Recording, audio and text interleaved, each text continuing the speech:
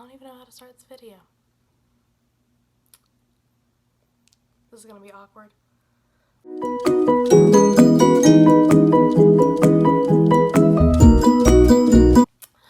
Well, life update. I am moving to Seoul, South Korea. I found out 3 days ago that I was offered the job with the English program in Korea, otherwise known as EPIK. So I chose to apply to EPIK because I had graduated in December 2020 with my master's in communication, and I have not gotten a job. I have been applying and applying and applying. I've probably applied to about 300 places, but had not heard anything back at all, or I had about 3 interviews but was not chosen to move forward. I kind of just thought that I'd try now, and basically thought that if I got in, then I was going to do it. If I didn't get in, I'd been denied for everything else already, so I just figured I'd go ahead and take the chance.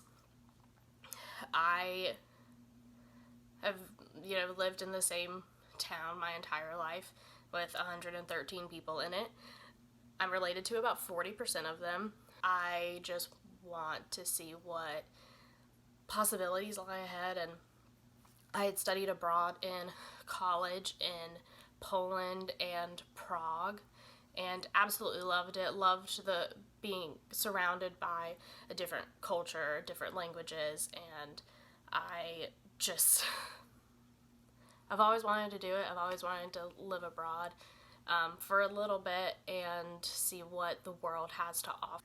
So another reason that I chose to do this was because one of my life goals is to get a PhD, and I am very interested in intercultural relations and communication, and which is basically just studying how different cultures and languages interact with each other and live in the same world and the same society.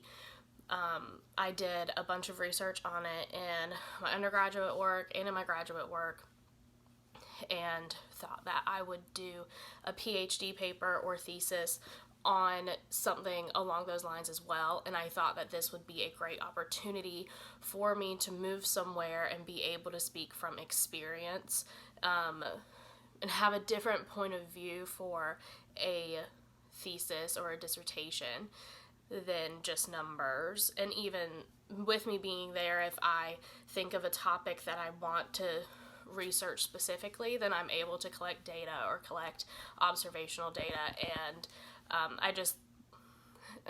a reason for me to go, and works towards me being able to come back and to get my PhD and work towards the ultimate goal of hopefully teaching at a college level. So I had started getting curious about the idea of applying to a Teach English program. I didn't really know where I would go. I had talked to a friend of mine from my graduate program who was teaching abroad in Valencia, and he absolutely loved it. So I reached out to him, and he gave me some information just about what his experience has been like living abroad and how much he loves it, and told me that there was another person who graduated from our master's program named Hunter Brenae. She has a YouTube and socials. I'm going to put them down below. She's been a huge help. I have been blowing up her inboxes, and she has graciously been there every step of the way through the application process, even me just asking about what it's been like for her, and I'm just extremely thankful for her. So I started self-teaching myself Korean during the pandemic. I started, in lockdown, expanding what I watch, listen to, and all of that stuff. I've always listened to music from different countries and cultures. I listen to German rap. I listen to a lot of French music because of my French studies in college.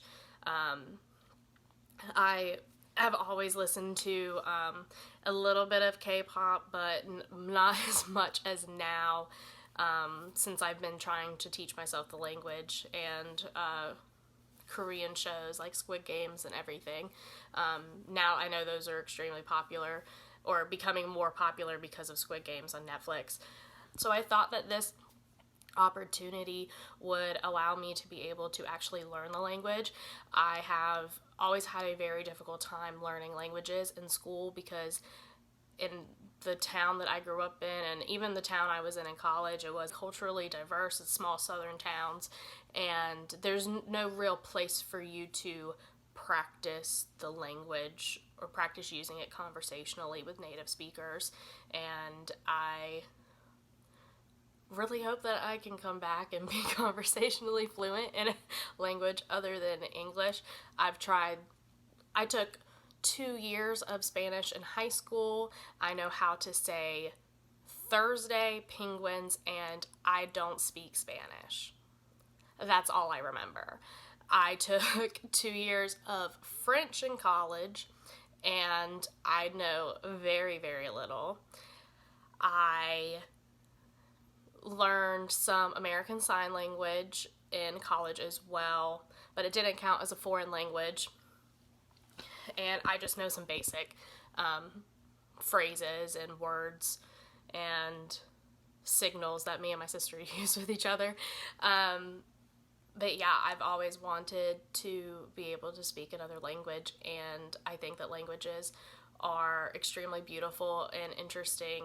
I started working towards this goal in May when I first started talking to Hunter and Baird about what it was like to teach abroad. I started working on my TEFL, which is the Teach English Foreign Language Certificate, with the London College of Teachers. I completed it, and I completed it very quickly. I was very excited and determined to get it done. So I think I graduated with that in July, and the applications opened for EPIK in very late August. It was like August 28th or August 25th. I applied within 3 days of it opening, got accepted to an interview, did my interview about a month after I turned in the application, heard back that I passed while I was at the Harry Styles concert right before it came on in the pit with my friends, and all of the people around were so excited for me, like people I'd never met before. I was just freaking out.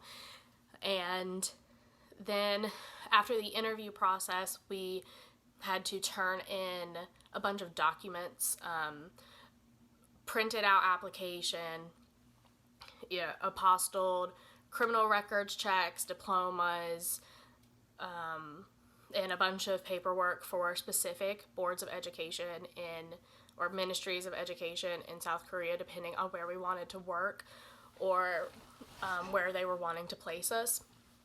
So I sent all of that in the very end of October. It was right before Halloween, and I got an email on Veterans Day telling me that the documents had been approved and that they were going to send me off, or send my papers off for recommendation to different school boards. And basically the way that works is they just send all of your paperwork and everyone else that's applying's paperwork to all of the ministries of education in the country, and you wait to see if you get picked by one of the ministries. And if you do, then you hear back letting you know where you're going to be placed. If you get picked, then you get an email from EPIK telling you that you've received a placement. I received my placement on November 30th, and I woke up on the other side of COVID recovery, finally feeling better after 2.5 weeks of bouncing back and forth between crying myself to sleep at night in pain because of a headache or coughing up a lung, essentially. Thankfully, I'm better now. The whole family is better now. But I woke up to the email and kind of thought that I was dreaming. It was like 6:30 in the morning, and I'd just gotten the email 4 hours prior. I told my parents and told my siblings, and of course, parents have mixed feelings because it means that I'm going really far away for a little while. But, thankfully, they've been very supportive and loving and have regularly told me that they're proud of me and proud of me for taking this chance, and looking forward to seeing what I do, and hopefully looking forward to seeing what we do when they visit, when I come home to visit. I know that this is something completely different. It is something that I'm going to have to get used to. My family's going to have to get used to. I, have grown up in the same small town my entire life. I'm moving to a big city in Asia. But I know that it's not going to be easy. I know that there's going to be days that, I am going to be extremely homesick. I'm extremely close with my parents, and, my home on the farm is very important to me, and my pets and my siblings and friends I'm going to miss a whole lot, and it's definitely going to be an adjustment, but thankfully I know that I'll have people near me that I'll be able to rely on and go to when I'm having troubles. So far, what I know is I have received a placement from the Seoul Ministry of Education, which was my preference. It is the capital city of South Korea. It's extremely technologically advanced. I wanted to know what it felt like to live in a big city. Coming from a small town, going to college, I went to a town about the same size as my nearest city of Fayetteville.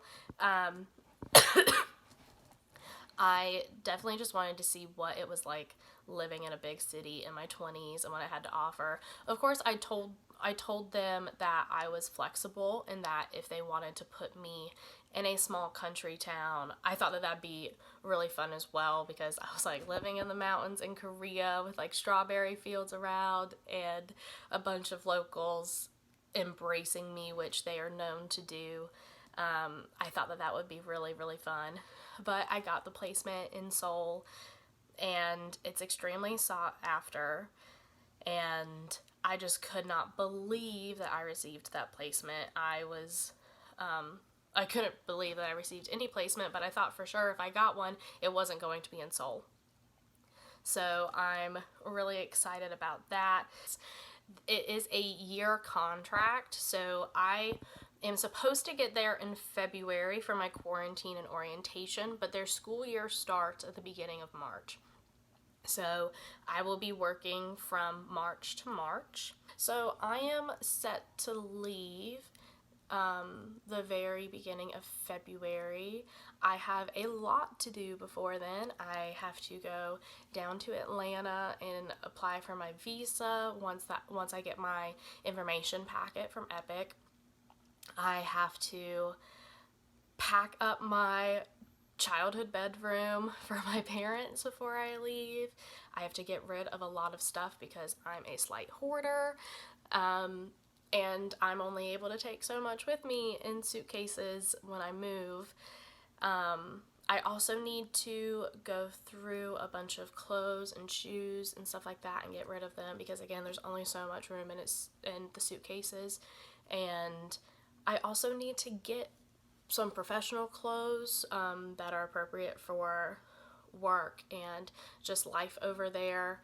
I am rather large-chested and, bigger than the average Korean woman, so I have been told that it'll be a little bit harder for me to find clothes, so I need to get what I can over here. Of course, like, things can be shipped to me and all that stuff, but it'd just be easier for me to go ahead and have it didn't tell a whole lot of people about this because I did not think that the odds were in my favor, and I figured that I would tell people whenever I had an answer.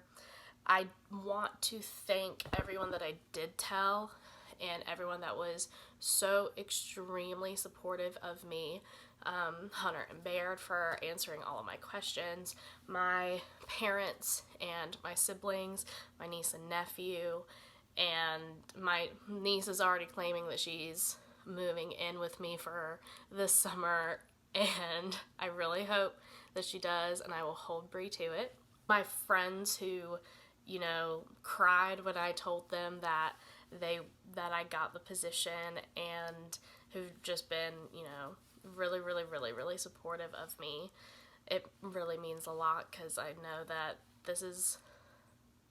I'm probably going the farthest that any of us have gone so far. I think. I might be wrong. And this hasn't sunk in yet. I'm still working on processing it. I've only known for a couple of days. I hadn't really been